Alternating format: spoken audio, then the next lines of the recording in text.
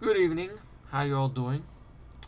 By the way, I realized in my last video I forgot to say to you guys, I hope you all had a very safe and happy Thanksgiving. Everything worked out good with me and whatnot and such. Went to my uncle's house. Uh, we ate and whatnot. My aunt came over and gave me a big headache. So I gotta talk to my uncle about that. I don't know if I'll be able to make it for Christmas because just the headache she gives, she just talks too that much. But saying that, I rather listen to her talk and give me a headache and ask me all sorts of dumb questions than really talk to you guys about the fucking movie I saw. Now, I know some of you might say I did a video talking about trailers or a while ago. I think I mentioned this film. I remember correctly. I don't remember which video was it. If it was the last video I did. I think it's the one I did before I was on vacation or whatnot. Maybe, I don't remember. It's for good reason. The movie is forgettable. So 2017 Netflix original. Because remember, I got Netflix and whatnot. And by the way, I know everybody, well, at least the four of you, have, or at least a good chunk of three people at least, have really urged me to please check out Stranger Things. I'm curious about Stranger Things, but it's 2 seasons. It took me 2 nights to get through 1 season of the Punisher show. I don't know if I could do 2 seasons. I'll be here from now to the 25th. But there's a lot of stuff I want to do because I want to get back on the horse again and make videos for you guys. So I'll try. I can't promise anything. I know there was also a request for Breaking Bad as well, but that's a whole bunch of seasons. So I don't know if that'll be in the pipeline. I'm sorry to let you down on that.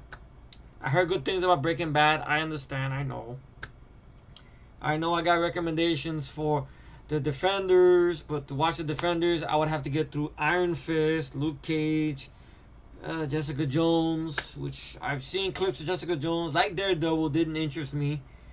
But I don't know. Everybody's here, but try it. But I understand. It's not pressure. I understand. I'm just letting you guys know. I did see the comments. I can't promise anything, but I'll try. And once again, I'm stalling to get to the fact of what the fucking video is about.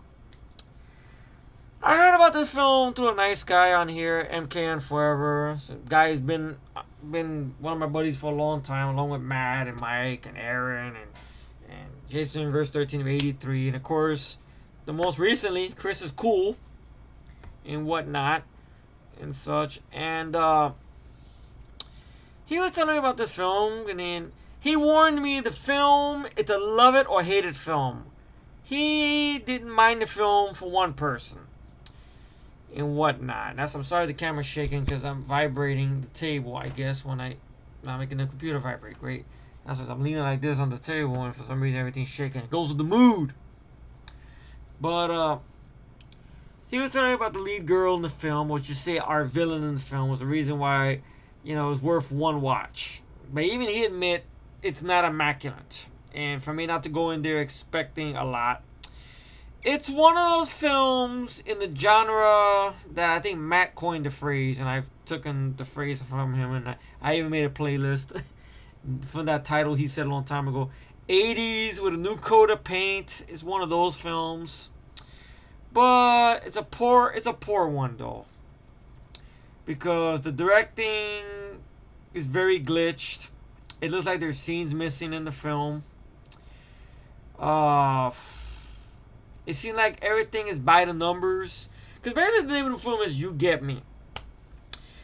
And it's supposed to be a throwback to those thrillers that we got back in the mid-80s that followed the law of the slasher, but you couldn't call them slasher movies because they were not called slasher films.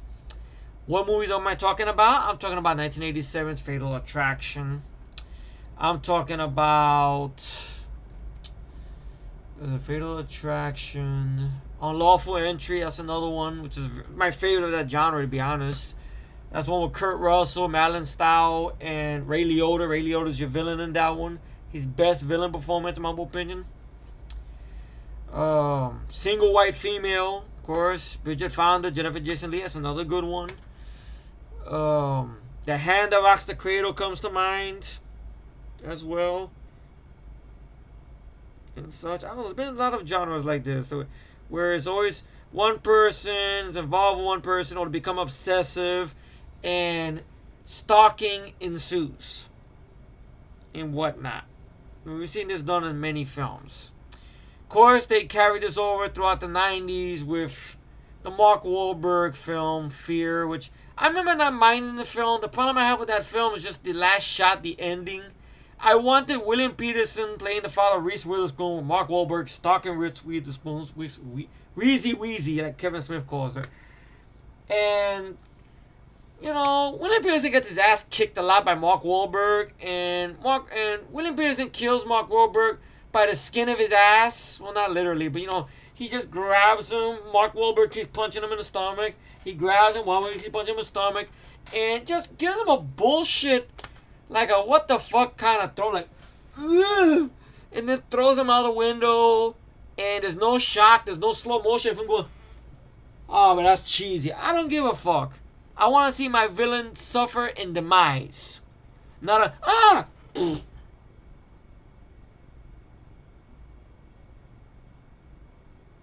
freeze frame. That's it. Sorry, he needs to get a big comeuppance. See, at least the hand that rocks the cradle, say what you want to say about that, but I felt retribution when Rebecca De Mornay got her comeuppance, being impaled by the fucking fence. Like, yeah! You know what I mean? And such. I felt retribution. Well, even in Fatal Attraction, I don't care for the alternate ending that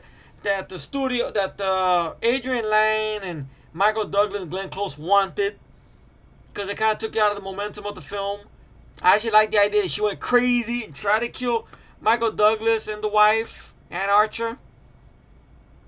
I actually liked that. Like, it made it full circle. She's killing bunny rabbits, for fuck's sakes, folks. She's crazy. Loco en la cabeza. You know what I mean? I don't want to do this bullshit about, oh, she did this and she cut herself in the throat. But she was stupid enough to put it all in cassette tape. So Michael Douglas really is not going to go to jail. Might fuck up his career a little bit for being arrested, but he'll bounce back. And shit. I didn't care for that, and I'm glad that it was a reshoot done. Yeah, lawful entry. But this movie here, I don't know what was going 7 minutes in. It's a film that is in one ear, out the other. I mean, the last time that this genre, where we had the obsessive people, or The Crush. The Crush with Lisa Silverstone and Carrie Elways and Jennifer Rubin. I haven't seen that in years. I was thinking about getting the Blu-ray, but I heard they did a stupid dub on the villain's character, Lisa Silverstone's character, because there was a lawsuit or something. So the character's supposed to be named Darian, but they did a dub of Adrian, which the dub sounds silly. I mean, granted, it's a little stupid thing because the writer, when he wrote that, he wrote it with this girl in mind, and lawsuits occurred. It's on the VHS tapes, but if you find it nowadays on cable or on that Shout Factory Blu-ray, it's dubbed where Adrian, like you try to say Darian, Adrian. If you look at the what was that? Exploring the Crush, with I believe with Good Bad Flicks. He did an episode of that. He shows the dub. It's very silly and whatnot.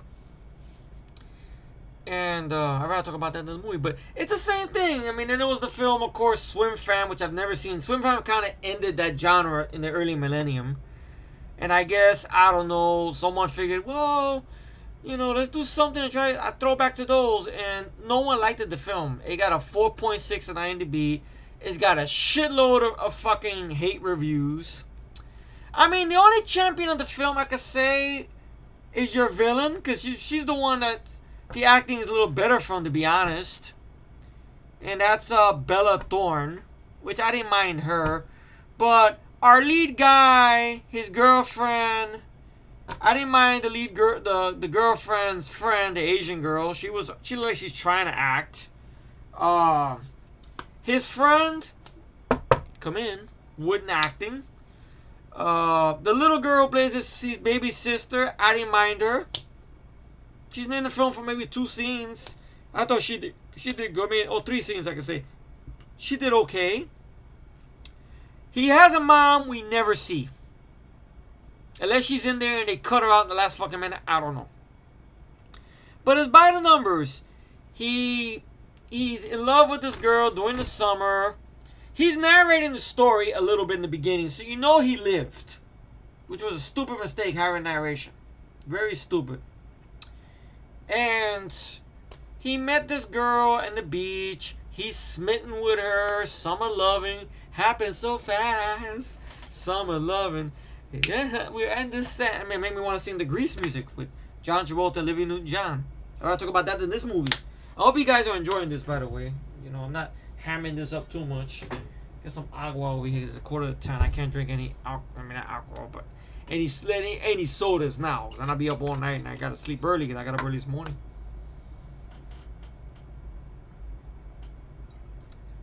I don't know if they'll upload this tonight or tomorrow after work, but maybe tonight. Why not? But here we go. He meets this girl he's smitten with and whatnot. I don't buy any of their fucking chemistry. The lead guy, he looks like he's in his late 20s. He's only playing a teenager, but it's one of those things where you don't buy it because he's too buff to be a fucking teenager, in my opinion. And basically, he got his acting lessons from the school of John Stockwell. So he's like, you know, like John Stockwell. Basically, you seen John Stockwell and Christine and in My Science Project. Better movies, but not for John Stockwell and whatnot. But you know, it's like he got the acting classes from him. And I don't know what happens. He goes to a party with his girl. Some schmuck who was from this girl's past starts talking shit that this girl he's with, back in the day, he knew her and she swallowed up with it. The movie is TVMA. It's a TV made movie. I guess you could say this is the equivalent of a pussified PG-13.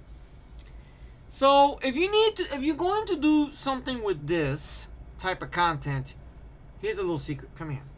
Come here a minute. Come here. We'll talk to you. You gotta go R all the way. No bullshit. No teasing. You gotta go R or go fuck home. You understand? That's what I say to the makers of Netflix. You gotta go R. There was more fucking sex and crazy shit in the TV show The Punisher, for fuck's sake, than this movie here. Let's just throw back those films. Sorry, Fatal Attraction, Unlawful Entry, even Fear. Well, Crush, I don't remember. I think that was, some stuff was cut back. I think that was PG-13. But, I mean, there was this one movie with Matt Dillon called Kiss Before Dying. That sort of falls in this dojo as well, don't it? I mean, I haven't seen that in years. I think that's a remake of a film, I believe. I know that film was R-rated, I believe. There's the stuff I remember it getting away with and stuff. You know, I don't know. Will Basic Instinct qualify in this or Sliver? No, I don't think so. No, or even Jade for that matter. Would that? No. It's not obsessive person stalking and whatnot. Single white female. See, that's rated R. See, that didn't fuck around. If you're gonna do this plot, you gotta do it all out or go the fuck home. You can't go halfway or half cocked. In my opinion, you gotta go all the way. Granted, it's not a downbeat ending, but it's very by the numbers. The other thing I don't mind is our villain, and you do get some synthesizer, retro, new wave. I guess that's the genre you call it, new wave, retro music. They get one music by Time Cop, 1983, called Dreams. It's a beautiful piece of music and whatnot, and the score was pretty good. What it had to be. I wish all that was in a better movie, along with the villain in the film, which I'm gonna get to. And he kind of blows it off a little bit, but he's a little bothered by it. So the girl asks him, his love of his life he met in the fucking beach, who he's smitten with. He asks her, you know, what's up with this guy? You know, he's talking all this stuff about you. Oh, never mind. Don't pay him no mind. But he spazzes out. He's just calling out the guy to start some shit. There's no fight, just a little argument. Now the girl says this exact thing to him. I'm gonna keep mentioning this. Go home. I will talk to you tomorrow. Please, go home. Oh, but you do something with this guy. No, no, you don't understand. Go home. I will call you tomorrow. He walked off mad. He sees this girl who he bumped into on a line outside the bathroom at the party, who's our villain in the film. This girl named Holly, played by Bella Thorne. And to me, she's the MVP of the film, to be honest. But she can't save the film. Because her script is very predictable. It's by the numbers. You know, we know what she's going to do.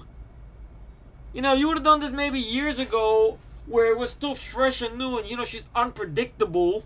But here, she's predictable. You know what she's going to do. He sees her.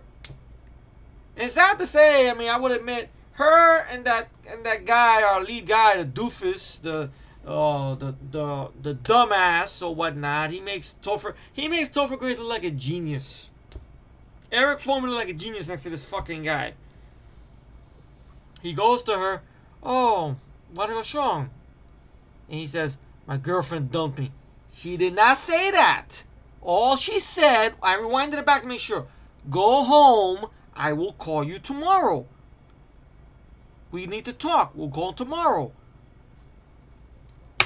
He doesn't do that. He gets in the car with her and takes him out in the city and whatnot, to a nightclub. She slips in some ecstasy, goes down on him and blows him. Because the whole thing, the reason he's mad, because this asshole was talking about his girl, is because he's been with her for a while, I guess at the start of the summer or whatever, and she hasn't given him a piece. But he got him mad the fact that she gave a piece to this asshole. Would you find out what happened afterwards? Which wait for it. It gets worse. This is like a bad episode of the OC. That's what this is. It's like an OC version of a thriller. And that's not fair. I've never seen the OC, but it's like if CW or wrote it and did this movie. That's basically what this is. But CW is like, oh, we don't do teen movies. No. Give it to Netflix. That's probably what happened.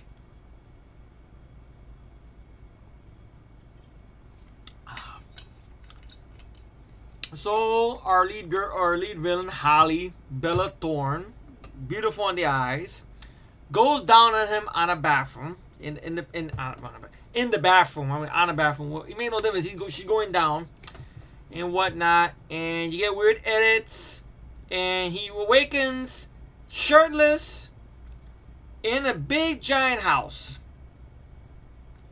and she's into what do they call that? You know, taking pictures with Polaroids and pictures and stuff. And you get a little montage of them being together. With the beautiful music by Time Cop 1983 called Dreams. You can look up the music. Or maybe I might have it on my playlist. I don't know if my playlist is public or whatnot. White guy made a playlist titled 80s with a new coat of paint. Maybe I'll put it down below for shits and giggles. In case you guys haven't seen it or whatnot. In case you like any songs out of it. If you like that type of music. You know, I like those music. I really like that genre is coming back. So the directors and the people behind this film want to make this feel like a film you would have saw in the 80s. But the glitch directing, like look like there's scenes missing, or maybe this film was more edgier and they pulled it back to get it for Netflix. But I don't give a fuck, to be honest.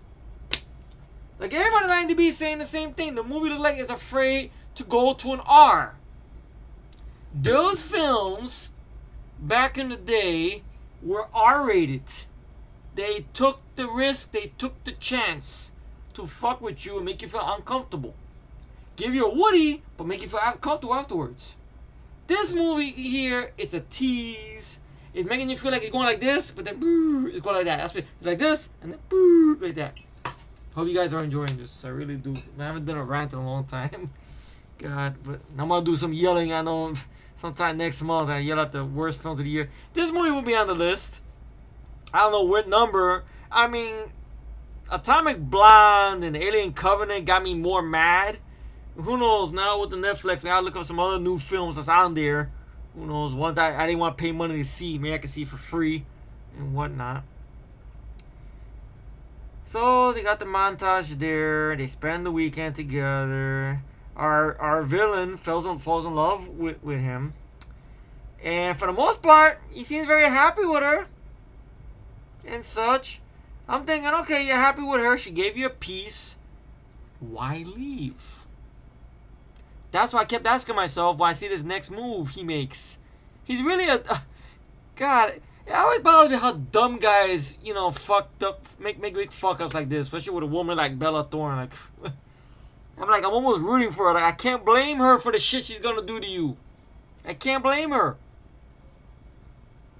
And hey, man, I'm not the only one. People in IMDb, and I know MK and Tony agrees. He's a dumbass. He's a fucking moron. He gets out of bed in the middle of the night. He gives her a kiss. He goes, I gotta go.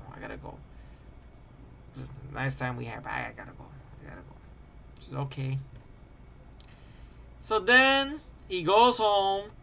You get this weird thing on the screen there, in the bottom of the screen, like, show a little thing like a text when somebody's texting. Kind of like what you saw in Nonstop, like that. And such. Where his girl, the one he had the falling out with, because him being a hothead and being stupid, is trying to get him to respond back. His mom is looking for him, the mom we never see. His friend is trying to text him, asking him what's going on. He keeps this whole ordeal to himself. He sees the girl he had the falling out with, meets up with her, and she explains to him she had a bad past where she used to live at, when she used to drink, get high a lot. She did things she wasn't happy about and whatnot. She explains to him, look, you think I'm a Virgin Mary. I'm not. But I want to make sure if I do something with you, that it's real, that's not physical. That's what she tells him. So, I'm thinking on mine, this could go so many ways. I'm like, he could just tell her right here, right then, look, babe, okay, well, she tells him no secrets from each other. Okay.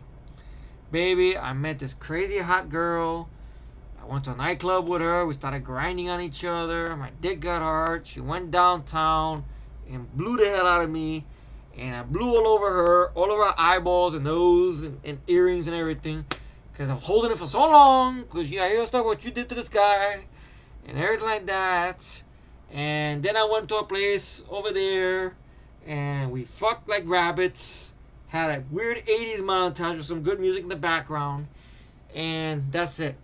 And baby, I don't think we could be together because you did all the stuff with this guy. I wouldn't want to kiss you and taste some other guy's dick.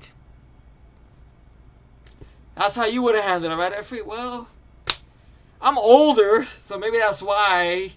He's a young kid who doesn't know how to fuck yet, I guess, and I'm gonna keep it in. Just hold it all together and trying to make a emotional face. Yeah, baby, I love you too. So naturally, it's by the numbers. Holly, Bella Thorne's character, shows up at the school and whatnot. She starts hanging out with this girl, her Asian friend, the girlfriend of our lead guy, to make him feel uncomfortable, whatnot. And she in the beginning doesn't really want to make any trouble for him. She said, look, why don't you tell her the truth? Tell her me and you should be together and whatnot. Obviously, getting careful with that much. You spent the whole weekend with me. Oh, but I can't do that. Look, what we had was just nothing. I mean, was that. But you wouldn't get that from the montage. So I'm rooting for Holly. Go Holly, go Holly, go Holly. Holly would, if she could. And I stole that from Cool World. Give me a break. But I'm rooting for Holly. Really, I am. It'd be interesting the movie was through her perspective. Because she's more interesting than our lead guy who can't act his way out of a fucking hole in the floor. Or his fucking girlfriend in the movie. The Asian girl's like, I'm just getting paid to be on here. And also was one of the writers behind Ant-Man. So I don't give a fuck. Even though I look old for my age, but I don't give a shit. His friend, I look like one of John Travolta's nephew's kids and whatnot. And I'm very skinny and I got no presents. So I'm just going to stand here and look. The little sister, oh, I'm cute. I'm very cute. I'm not annoying. I'm just cute. I'm just here just to add suspense in case later on when the villain comes to the house to, and whatnot. But no, I don't have a pet bunny rabbit. Don't worry. Everybody's wooden. Come in. Besides Bella Thorne. I feel sorry for her. Even though I think she came out as executive producer of the film and stuff. But everything is by the numbers. Pretty much all you guess it. She starts hanging out with the girlfriend to make him nervous and this and that. You get awkward, bad acting moments, which feels like it's forced. Like the girlfriend goes, "Oh, me and Holly are gonna go girl talk," and then she goes, and then out of nowhere, Holly kisses his friend to make him jealous, gives him a good little, very beautiful woman. She's crazy, insane in the membrane, insane in the brain, and the chocha too. But anyway, I'm trying to make this entertaining. It's 26 minutes. Oh God, I hope Tony. I know Tony told me. MKN told me. I know Tony. He told me. I know he said, if you like the film, okay. If you hate the film, I still want to see the video. Don't worry, I'm entertaining. Don't worry, and whatnot. I mean, I don't know. I looked at it. I went with an open mind, like I do every movie I watch. If a movie gets me, it gets me. If a movie doesn't get me, it's in trouble, like this movie is. But basically, it's by the numbers. And then she comes out of nowhere. She walks away from the car. Bella Thorne, our villain, Holly. Girl talk. That's exactly what she does. Like, you oversold it, really. You could have just kissed his friend, gave him a little look, or a little, and just walked away. Subtlety goes a long way, not just going over the girl talk. Why don't you just do like this? Girl talk. With fucked up eyes. Hope I didn't creep you guys out there. But just bullshit. I know women these days, they can be very dangerous. Just by the bad word of mouth that can go on. Look what Matt did a video about social media and bullshit that's going around about Stallone or whatnot. Whether it's proven or not. But, all this crazy accusations going around and stuff. And everything, women could do a lot of damage to somebody and whatnot. But it's by the numbers, pretty much. She hangs out with a friend to get information and whatnot, and this and that. And he's keeping all this pent inside. He's not telling nobody nothing. He tries to tell his friend. His friend's very emotionless. He's like, "Well, it's on you, man. That's guilt, man. I don't know, man. Whatever. Oh well." The Asian friend suspects something. Our villain hears that she suspects something when she's by a locker. And I don't know where they trust this new girl to buy them the smoothies. And all that happens is our villain puts something in the Asian girl's smoothie. Where she goes into a seizure and bleeds through the nose and whatnot and collapses on the floor. Nobody's the fucking wiser. While all that's happening, our villain is just sipping to the straw looking. Not reacting, not, oh shit. Not, she says oh shit, but she's just sitting there drinking. Not even the fucking ambulance people or anything, police. There's no police in the film. Take the drink and find out what caused her allergic reaction. Because they don't say exactly, what it was in the thing that gave her a reaction. Because we see earlier that this girl has access to, I guess, ecstasy. Did she put ecstasy in there? What did she put in the medical juice? The girl doesn't die. She ends up in a hospital. So I guess we have one other person that knows our lead guy that this fucking girl's out of her mind. Then we have the stepmom of the villain, who her acting isn't any brighter either.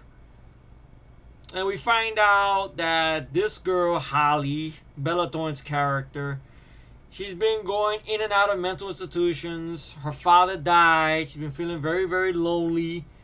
And her real name is Elizabeth. Holly's her middle name and whatnot. And how she don't have a Facebook page. Something wrong with her. She don't have a Facebook page. Oh my god. OMG. That's what kids think today, I guess. You don't have Facebook. You're crazy.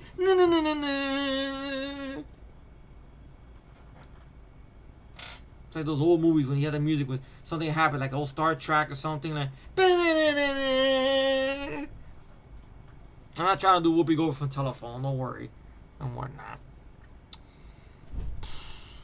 It's 10:05. I gotta wrap this up before 10:30 because I know I gotta get up early tomorrow morning. But basically, what happens is she does the whole Glenn Close thing. She says she's pregnant to fuck with the lead guy a little bit and such. She shows up at his house to talk to his little sister and play nice with the little sister just to get our lead guy nervous and everything like that. The lead guy wants her to leave, get the fuck away from her, and accidentally knocks her down. These are a little jab on her lip.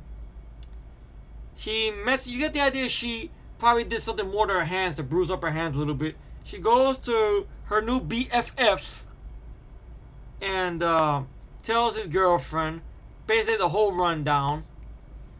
He tries to confess to her. You get a very cringeworthy acting form between both of them. She tells him she don't want to see him again and whatnot and such.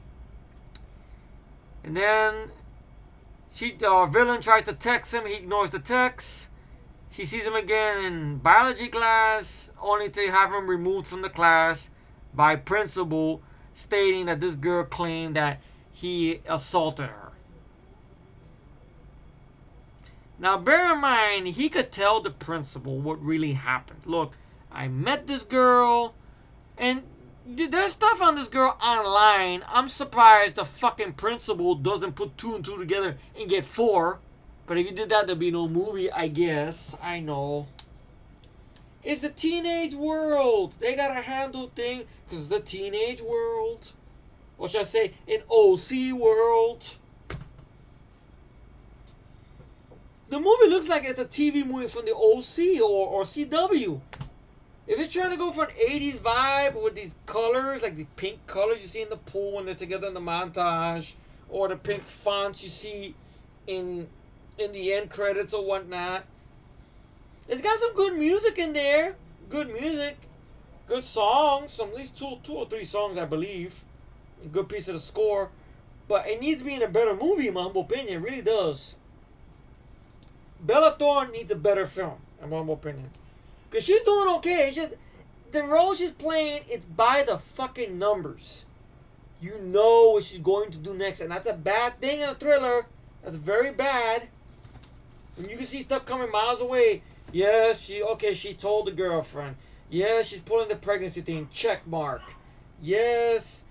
She has a shrine of pictures of him and them together and her taking pictures of the other girlfriend, taking her face out of the picture and putting her face in there.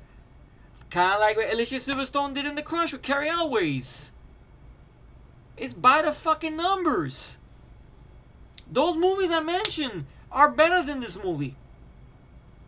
Because they were done in the heyday when those movies were working. This is trying to bring it back, but it fails. How would you do it better? I don't know. Because it's been done to death. That's why Swim Fan was the last one. Pretty much. I think Lifetime, somebody said on 9 Lifetime took a lot of plot from these movies. And whatnot.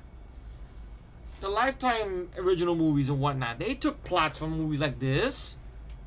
And shit. They've done it before. It's been done to death. But they want to try to make a revival and bring it back. Maybe somebody could spice it up a little bit. How can you spice this up? Let me ask you guys that question. How would you take a plot like this, where you got an obsessive person or whatnot, how would you spice it up? Would you make the character more sympathetic, maybe? Make it like an outcast story or something? Maybe that could work if you got good acting chops behind it and good writing. But you need acting from everybody, not just one person. I hate when that happens. You got one actor who's there who gives a fuck, and everybody else is texting in their performance, which I guess that's the big point behind the film, because everybody's texting a lot. Let's do the acting this way too. It's so cool. OMG. Oh, look, Effie's so cool. LOL. Or somebody, because we guys might put LAMO. Or ROFL. I got one for this film. And FUCK.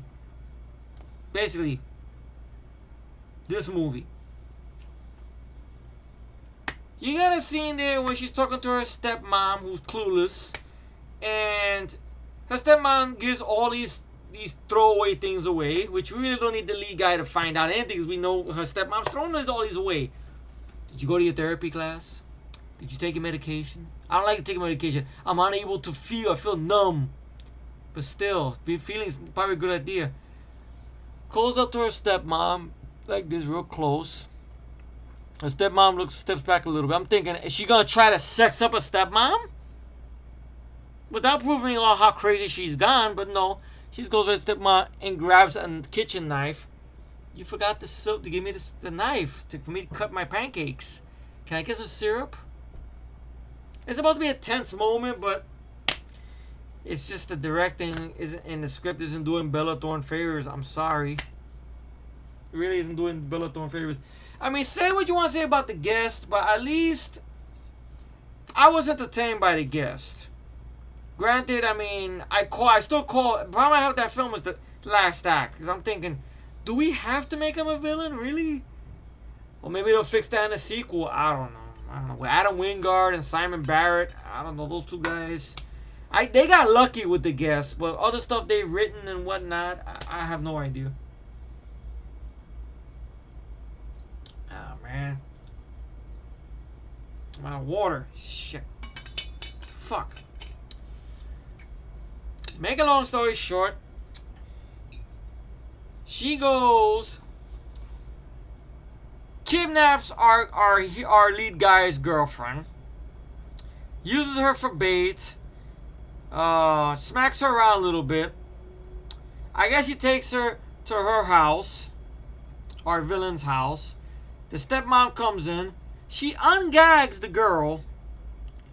Now the girl sees about it. She can go, look out, wait, she's crazy. No, she's like, wait. After she gets a bag put over her face. And it's a cutaway. Because you're playing it safe.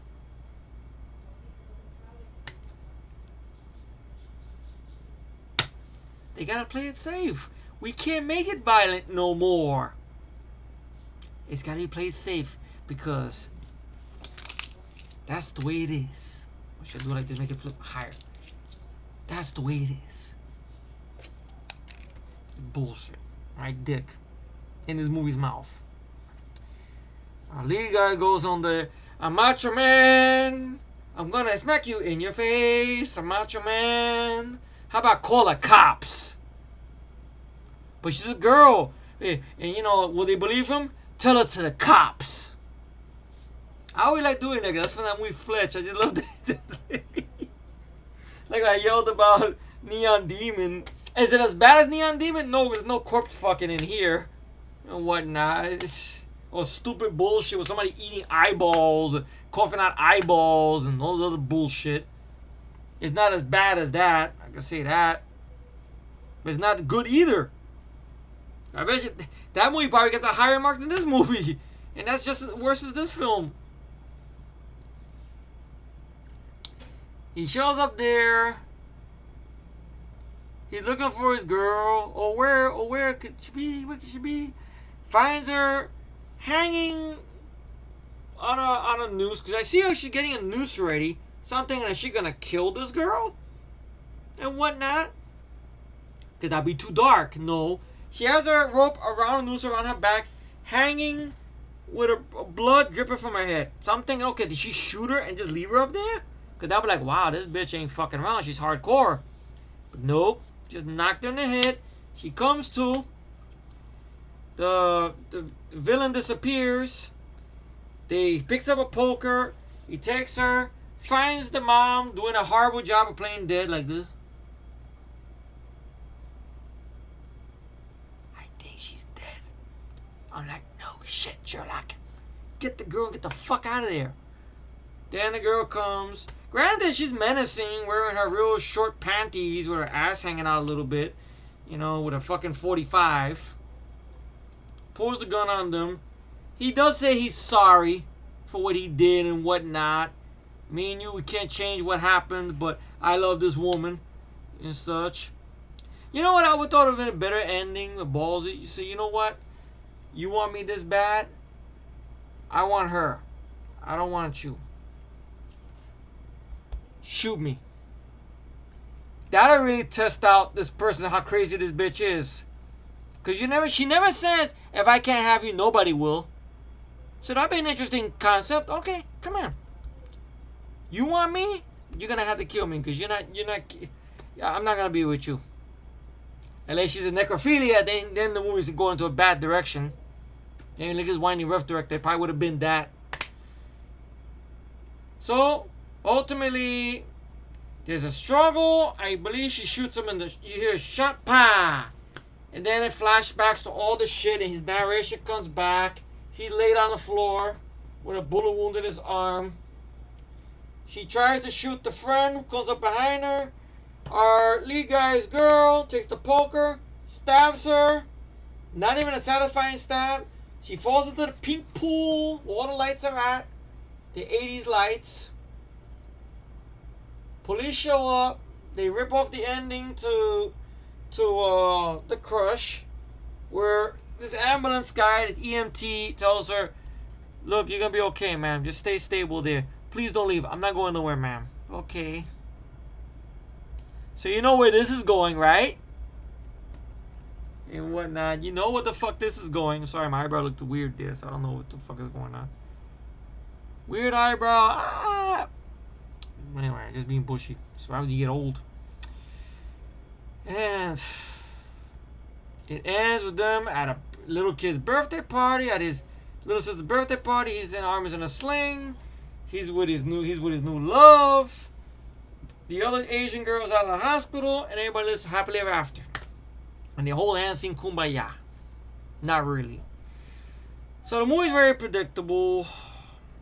It's by the numbers. That's what the movie should be called. Not You Get Me. By the numbers. By the numbers. And the music, it's got good music in it. And Bella Thorne, she's good. I mean, if the movie would have took place maybe through her point of view, maybe, like you make it like a character piece, kind of like, you know, like a Travis Bickle character almost, like De Niro or something, like a character piece. Oh, but they did that. It was called May. I know May sucked balls. I remember May, but do a better version of May. An Outcast story or something. You can keep the synthesizer and the retro music and everything like that, and get better directing with better actors from everybody instead of one person and whatnot. But overall, the movie is a big what the fuck and by the numbers and nothing much to it. I mean, it's an hour and 29 minutes. It's not that long of a film. It's playing it very safe for a movie that's trying to be a throwback to those films which didn't play it safe, in my opinion. Especially if you go back to Fatal Attraction. That didn't play it safe. Glenn Close trying to cut her arm and everything like that. Her trying to stab Michael Douglas in the bathtub scene and shit.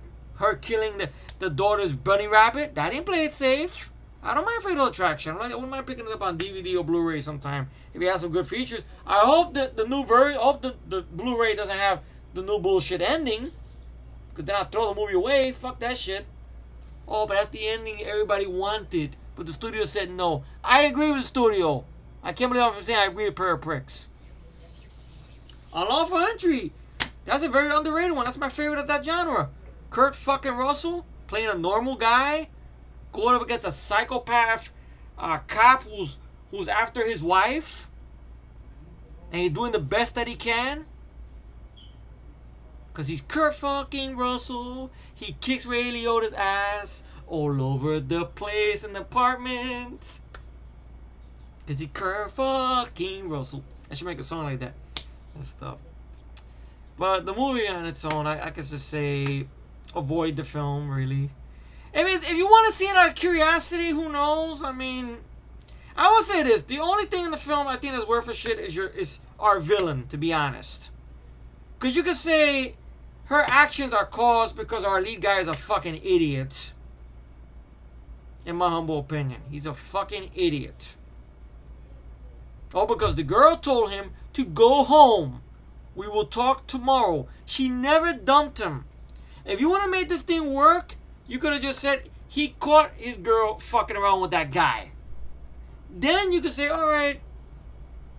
Then, you know, okay, I can understand why he went with this fucking girl. Then you can play that game. But you gotta play it safe. If anything, he should have stayed with the girl.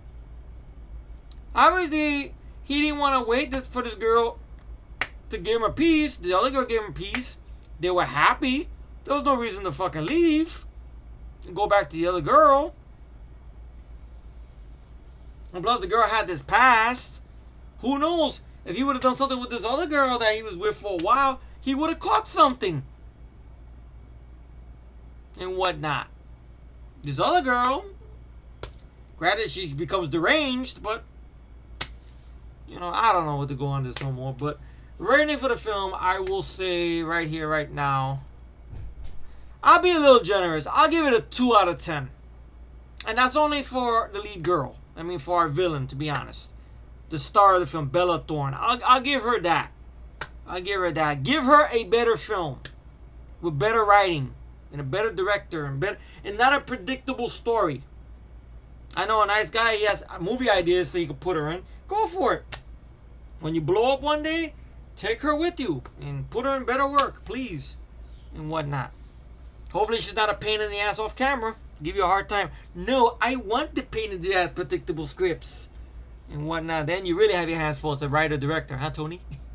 But anyway, a 2 out of 10. That's all I gotta say on the film. So thank you all for tuning in. Stay tuned for more random shit. Alright, you all take it easy and have a good night.